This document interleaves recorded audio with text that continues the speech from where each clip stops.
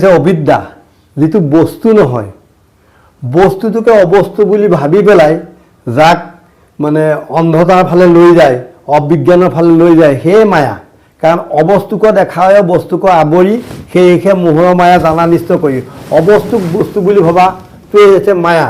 কাৰণ মহাপুৰুষ গুৰুজনে যিটো সত্য প্ৰতিষ্ঠা কৰিছে, যিটো শুদ্ধ সত্য, যিটো ভাগৱতৰ সাৰ, অৱনিশি চাৰি বেদ বিচাৰি বেকত কৰ হৰিনাম বুলি কৈছে। ইমান সুন্দৰ নিদৰ্শন গুৰুজনাৰ, আৰু তেওঁক মায়াবী গুৰু বুলি কৈছে যদি তুচ্ছ আৰু তাচ্ছিল্য কৰি কৈছে, তেতিয়া তেওঁ সেইসকল অপৰাধী। কাৰণ যদি সঁচাকৈ মায়াবী গুৰু বুলি কৈছে, কিন্তু এটা কথাৰ পৰা আমি তেওঁক মায়াবী বুলি ক'ব পাৰোঁ। কেনেকৈ?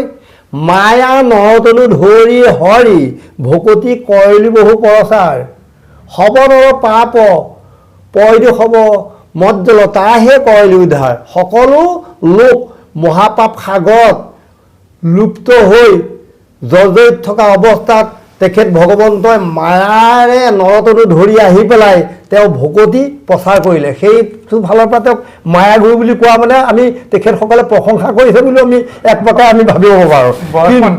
যদি তেখেতসকলে মায়াবী অন্য ফালে কৈছে, মায়া মানে অবিদ্যা, অবিদ্যাকহে মায়া বুলি কয়। কিন্তু গুৰুজনাৰ যিখিনি দৰ্শন, সেই দৰ্শন মানে দেখা, তাত আমি সকলোকে দেখোঁ যেনে নৱ